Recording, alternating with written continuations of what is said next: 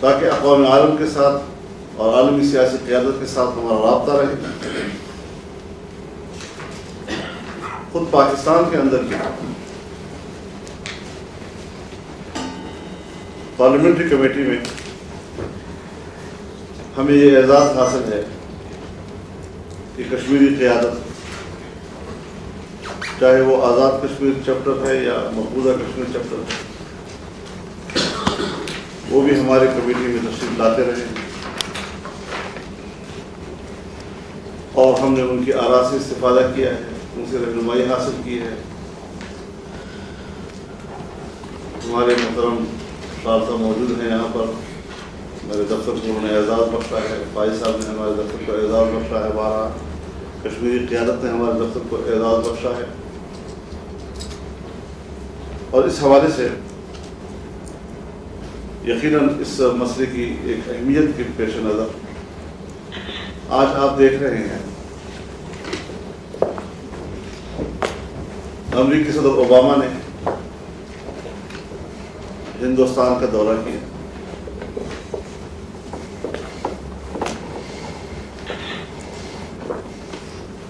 اور جس کا ہمیں ایک خطرہ تھا،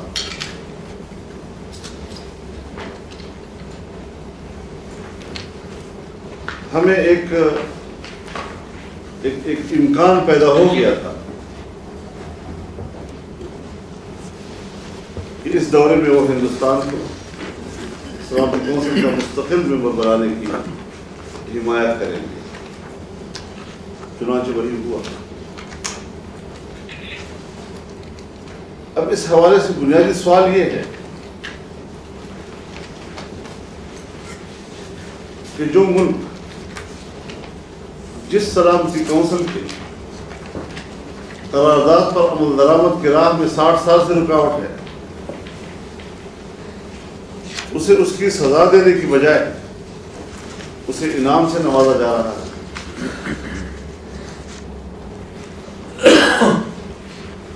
خود ہندوستان کے اندر اس کی مختلف ریاستوں میں بغاوتیں اٹھی ہوئی ہیں. جو اپنے ملک کے اندر مختلف ریاستوں میں بسنے والے اقوام اور قومیتوں کو جو ملک مطمئن نہیں کر سکا ہے، اقوام متحدہ کے اپنے قواعد و ضوابط کے تحت بھی ایسے ملک کا سلامتی کونسل کا مستقل ممبر بننا بذات خود ایک سوالیہ نشان.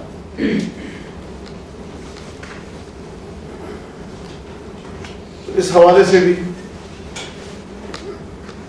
پاکستان کے آپ سمجھے پارلیمنٹ آپ کے سامنے ہے.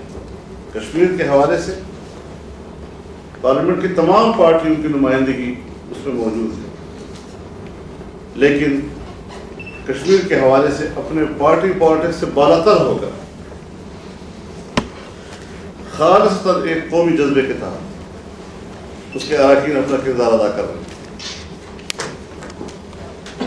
اور اس وقت جو یہاں پر ہم 3 اراکین آپ کے سامنے موجود ہیں، یہ پوری کمیٹی سے آگے پورے پارلیمنٹ اور پارلیمنٹ سے آگے پورے پاکستانی قوم کی نمائندگی کر رہی ہے. اور جمہوریت کے حوالے سے، جمہوری ماحول کے حوالے سے اداروں کی اہمیت ہم سے کہیں زیادہ آپ لوگ بہتر طور پر محسوس کرتے ہیں. عوام کی رائے کا احترام اور اس حوالے سے عوام کی اداروں کی رائے کو وزن دینا، اس کے لیے اگر میں آپ سے کوئی بات کروں تو یہ سورج کے سامنے چراغ دکھانے والی بات. میں توقع رکھوں گا کہ اس حوالے سے آپ ایک مظلوم قوم جو 60 سال سے اپنے حقوق کی جنگ لڑ رہی ہے اور اس وقت وہاں انسانی حقوق پامال ہو رہے ہیں، ان کے ساتھ اپنی بھرپور یکجہتی کا مظاہرہ کریں گے. میں बार फिर आपके इस फोरम का ममनून हूँ और शुक्रिया के साथ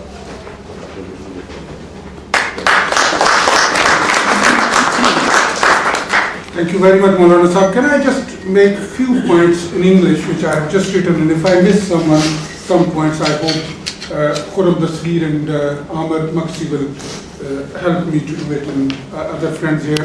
I think Maulana Sahab started by saying it, that 2010 is the year, or this century is the century of human rights. So everybody, our international community has taken human rights on top of their agenda. And this is historic truth that Kashmiris are being victimized or victim of human rights violation for past many decades. United Kingdom in 1947, when made and left India, and Pakistan and India became independent countries, Kashmir issue was left unresolved. So this parliament and the parliamentarian in United Kingdom has a very important role to play to resolve this issue. And I think Maulana Sahab said that 3 wars have happened. Pakistan has been broken, and in 1973 Shimla Agreement was agreed, and we still believe that that is intact. Kashmir dispute for self-determination is the right of Kashmiri people. Millions of Kashmiri people have the right to have self-determination because it is based on United Nations 1948 and 49 resolutions, and it is one of the issues or dispute which has been hanging for past 6 decades. In 1985, the people of Kashmir took to the streets to resolve this issue, and their struggle is non-violent, peaceful struggle, which has been suppressed by Indian forces. And we know, I think in this room everybody is aware that there are more than 700,000 people, Indian army troops in Kashmir. And I know that few months back, when this issue was raised in Parliament of India, Prime Minister sent a delegation to look into the human rights violation, and when that delegation was visited, it was reported on BBC 2, there was a curfew. So you can't imagine that somebody can look into the human rights issue when there is a curfew and nobody can speak to them. And then the delegate visited a hospital where there was an injured lying, and the injured said to the delegate that, "Why you have come to see me? Go and free us." So that is the demand of Kashmir. I think Maulana Sahab also said that freedom fights have become, after 9/11, a different issue. And sometimes people link it with terrorism. And I think nobody supports terrorism, and we understand, because Britain and we British Pakistanis and other British citizens understand, because we have been affected by it. And then Maulana Sahab said that this committee visit is very important, because this committee visits not only United Kingdom but other countries as well, and they take the message of a united Parliament of Pakistan. Whole nation is behind them. Whole Parliament is behind them. And it is non-partisan, and we are united on this issue that the millions of Kashmiri people should be given their right of determination, and they should be allowed to decide their future. I think I have covered most of the points, but if there is any point, it will come again. Can I invite my next speaker, who is also visiting and is a member of Kashmir Committee and member of Parliament from Punjab, Khurram Dasgir, to say a few words. Bismillahirrahmanirrahim. Thank you very much for inviting us here this afternoon to highlight the Kashmir issue. And I do have an issue with the word issue, which is that it's not an issue, it is not a dispute, it is the continuous suffering of the 4 million Kashmiri people who are laboring, toiling, suffering under an occupation army of 700,000 troops. I think if you calculate the presence of 700,000 Indian troops, this is probably the most intense military occupation on the globe at the moment. So this, I dislike the word issue or dispute or whatever. I think the focus should be on the suffering of the people, the human suffering. And I think this summer that we've just passed through highlighted this very clearly when mothers came out on the streets of Kashmir to protest the killing of their teenage children. And this is what the issue is all about. The issue is about those mothers in Kashmir having the satisfaction that their teenage son will not be killed arbitrarily on the streets of Kashmir. This is what we believe. The Honorable Chairman of our committee has highlighted all the legal and historical aspects. Kindly allow me to focus on this aspect. So what do the people in Kashmir face? They face curfew. They face an untold number of security checks, arbitrary arrests. These are all documented. Torture, missing persons, rape of women. There's a long history of that.